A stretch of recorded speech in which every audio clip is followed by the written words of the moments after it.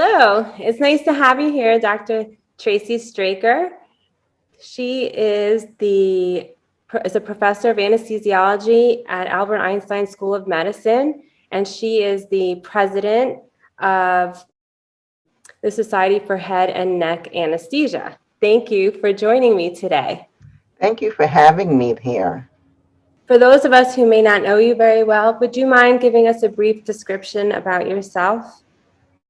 Sure. So, as you mentioned, I am a professor of anesthesiology at Albert Einstein College of Medicine, and I work as an attending anesthesiologist at Montefiore Medical Center in Bronx, New York. I'm the director of the generalist anesthesia service there, and also now the acting director of the DE&I committee in my department. I also serve as the chair of the Diversity and Inclusion Task Force for the Society of Education and Anesthesiology, and I am also the sitting president for the Society of Head and Neck Anesthesia. Mm-hmm.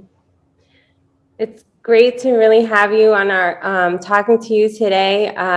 You're very accomplished, and I love to learn more about you and how you got there. Looking at your career, what advice would you give your younger self? Find a sponsor really early in life. I, to this date, have not had a sponsor. And I've seen people, colleagues of mine, who have had sponsors and how much further along they are in their careers or how much earlier in their careers they met milestones and achieved goals. So, if possible, find a sponsor. Mm-hmm. Mm-hmm. Yes, that's also something that has come up many times in these conversations is finding a sponsor. And And that's not easy. yeah, it's not easy. And sometimes you don't even know that someone's sponsoring you, actually. That's That is true. another. That's a valid point. So maybe I have had a sponsor. They just never revealed themselves to me. Hmm. Yes, someone else had mentioned that sometimes you don't know that someone is actually sponsoring you. How important do you think networking is, and how has it helped you um, with your achieving the objectives that you had for yourself? Networking is immensely important. Something as simple as going up for promotion where you need letters of recommendation outside your institution. Unless you network at committees, at meetings, and get to know people outside your institution, you're going to find it tremendously hard to meet the criteria for promotion because universally, everyone is asking for 3 or 4 letters for people outside your institution. And that's the only way that you're going to meet people is by networking. Networking is also how you find your mentors, and I imagine your sponsors as well. You have to put yourself out there. You have to put yourself in places where you want to see yourself grow in that particular niche. So, networking is immensely important. Hmm. Hmm. Yeah, I agree with that, especially for promotion, because as you said, you need to have people who are sponsoring you or validating your work. Exactly. Looking back on your career, do you have any regrets that you may have passed up? Now, if an opportunity really presented itself to me, and it was of interest to me, I really took advantage of it. I understood how hard it was, first of all, for opportunities to come my way as a Black woman. And I was going to take advantage of each and every one of them. Oh yeah, it's not easy. These opportunities don't always come up, and sometimes I think some people may not recognize something as an opportunity. That's the one thing I've noticed. Yeah, sometimes it's clothed in a lot of work, Mhm. and that's what you see initially. Wow, this is going to take a lot of my time, and what am I getting out of this? So you're absolutely right, but sometimes you have to look beyond the work and see how does this help establish you in the long run? Mm-hmm, mm-hmm, mm-hmm. Yes, it's an important point. Switching a little bit on the topic, but again, you're super accomplished and you obviously work really hard in your professional academic life. How have you been able to balance having a not your personal life and your professional life? And what advice would you give others? Okay.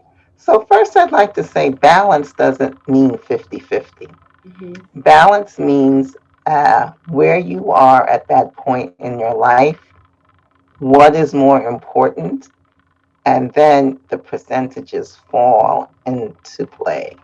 So, if, let's an example, if you're younger, you have no children, you're not married yet, your parents are healthy, you have the ability, maybe if you want to, at that point in your life, to go a little harder in your career and change the balance between work and personal. But as life happens and you get more responsibilities personally, that percentage is going to shift again. So, in terms of work life balance, just understand that it's going to be an evolution as you go through your life, and you yourself have to set the priority and shift accordingly. mm-hmm, mm-hmm. Those are wise words. It's hard to make those priorities sometimes, Yeah. uh, but you can't ignore them.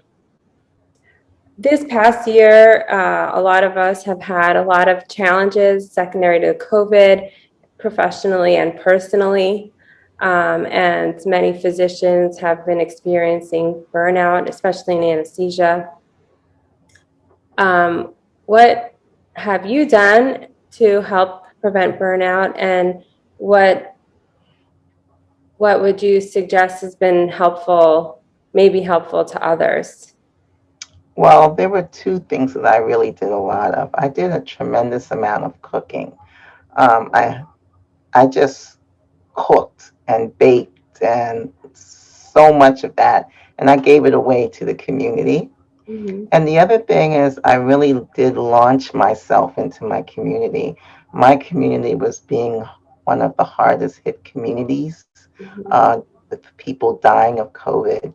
And whenever I could, I was out in the community, talking about PPE, handing out PPE, speaking at webinars, speaking at churches, wherever I could. I tried to educate about COVID. And then it transitioned into educating about the COVID vaccine. And that was what I did, was to try to give back to my community and try to make an impact, um, in my community. Mm-hmm. Mm-hmm. That's wonderful that you're able to do that, especially in New York. That was really hard hit in the beginning. So, yeah. Yeah, it was traumatic. Mm-hmm. I think that's a good word. It was traumatic. Yeah. Yeah. So I'm glad you're able to help others in that other way, not just as a physician, but as an educator to the community in more of an outreach capacity. So that, Yeah. I mean, you can find these opportunities through schools, through churches. Often, your own hospitals and medical schools have ties to community shelters and things of that sort. So, you just kind of have to do a little bit of searching, and I'm sure that you'll find where you can help. mm-hmm, mm-hmm, mm-hmm. In closing, of advice that you'd like to give to female anesthesiologists, or actually any anesthesiologist entering the field, what would you say? I would say you're just as good, if not even better, than the person sitting next to you. It doesn't matter what they look like, what they portray themselves to be, what gender they are. You are just as good and maybe even better. And when you carry that mindset, you strive for it all. Mhm. It's been fabulous talking to you. Thank you. Same here. Thank you, Allison, for involving me in your project. I appreciate it. Thanks.